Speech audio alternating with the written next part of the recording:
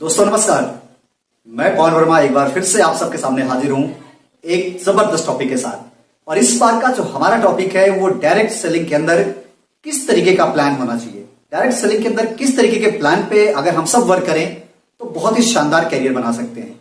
वैसे तो कई सारे तरीके के प्लान रन करते हैं, लेकिन मैं सबसे पहली चीज आप सबको ये कहना चाहूंगा कि कोई भी कंपनी को ज्वाइन करने से पहले पहली चीज आपको ये देखनी चाहिए कि क्या उस प्लान में ऐसी खासियत है कि आज जुड़ा हुआ व्यक्ति 5 साल पहले जुड़े हुए व्यक्ति को क्या उस कंपनी में डिफीट कर सकता है।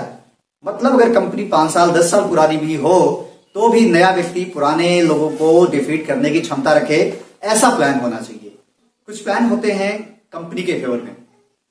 कंपनी के फेवर का मतलब टर्नओवर का बहुत बड़ा हिस्सा कंपनी के पास चला जाता है, वहां पर बंटने के लिए नीचे बहुत कम पैसा बंटता है। और अगर लोगों तक पहुंचने के लिए, लोगों तक पैसा बांटने के लिए कम रखा गया है, ज्यादातर हिस्सा कंपनी के पास चला गया, तो जाहिर है कि आप सबका डिस्ट्रीब्यूटर का कमीशन उसमें से कम हो जाएगा।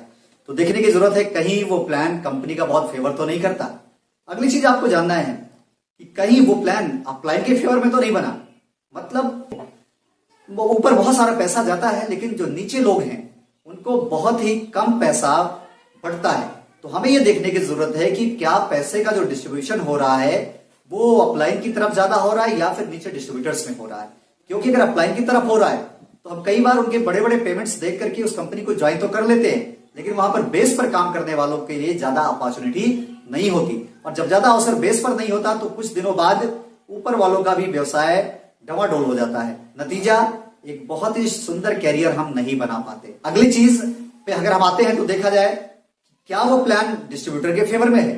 कुछ प्लान डिस्ट्रीब्यूटर के फेवर में होते हैं और ये सबसे बेहतरीन और आदर्श प्लान माना जाता है, जहां पर डिस्ट्रीब्यूटर को बराबर के मौके मिलते हैं आगे बढ़ने के। डिस्ट्रीब्यूटर के फेवर का मतलब है जहां नीचे बहुत पैसा बढ़ता है, और अगर नीचे पैसा बढ़ेगा तभी वो लोग नीचे जब लोग पैसा कमाएंगे तब ऊपर टर्नओवर बहुत अच्छा जाएगा, और जब ऊपर टर्नओवर जाएगा तभी जाकर के बैलेंस प्लान होगा जहां पर अपलाइन भी पैसा कमाएगी, नया डिस्ट्रीब्यूटर भी पैसा कमाए और कंपनी भी पैसा कमानी चाहिए। मींस तीनों चीजों का बैलेंस चाहिए किसी भी प्लान में। अगर ये तीनों बैलेंस हैं जहां पर कंपनी को भी ठीक ठाक बेनिफिट जाता है, अपलाइन को भी अच्छा बेनिफिट जाए और डिस्ट्रीब्यूटर को भी अच्छा बेनिफिट जाए, तो निश्चित ही उस प्लान के अंदर हम बड़ा पैसा और बड़ा कैरियर बना सकते हैं। एक चीज ये भी देखना कि कंपनी का डिस्ट्रीब्यूशन कितना परसेंट हो रहा है। कम से कम 50% डिस्ट्रीब्यूशन तो कंपनी का होना ही चाहिए। अगर 50% डिस्ट्रीब्यूशन हो रहा है तो आपके पास पैसे कमाने के मौके होते हैं। अगली चीज ये देखने की आवश्यकता है इस प्लान में कि क्या जो आप काम कर रहे हैं उसका पैसा आपको समय समय पर मिल रहा है, या फिर ऐसा तो नहीं कि टर्नओवर आपने दिया फिर क्लोजिंग के बाद आपको बहुत समय इंतजार करना पड़ता है। तो आपका पैसा टाइम टू टाइम आना चाहिए। एक और चीज देखनी चाहिए कि कोई छिपी शर्तें तो नहीं इस प्लान में। मतलब कई प्लान ऐसे भी होते हैं जहां पर आप जैसे जैसे आगे बढ़ते हैं आपको नई नई कंडीशंस पता चलती हैं। अगर आप ऐसे प्लान में भी काम करते हैं तो आपकी विश्वसनीयता खत्म होती है, क्योंकि आपको खुद नहीं पता होता और आप अपनी टीम को भी सही जानकारी नहीं दे पाते।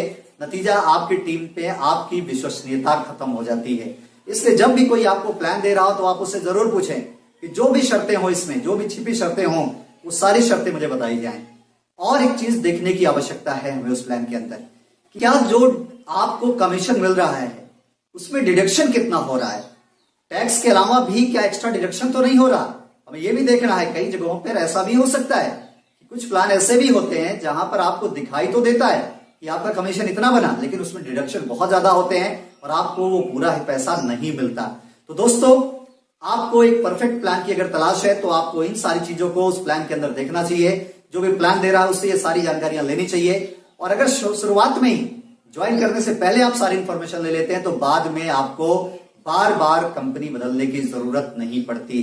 ज्यादातर लोग ऐसे होते हैं जो प्लान को ज्वाइन करते समय नहीं देखते, छोड़ने के बाद उनको उस प्लान का बहुत ज्ञान हो जाता है कि इसमें ये प्रॉब्लम थी, ये प्रॉब्लम थी। वही प्रॉब्लम अगर हम पहले पता कर लें तो मैं और हमारी टीम ऐसे आने वाली बड़ी समस्या से बच सकता है। तो दोस्तों, हमारी इस वीडियो को आप ज्यादा से ज्यादा लोगों को शेयर करें ताकि लोगों को एक सही जानकारी मिल सके। हमारे चैनल को सब्सक्राइब करें। अगर आपके कोई सुझाव हो तो कमेंट देकर जरूर बताएं।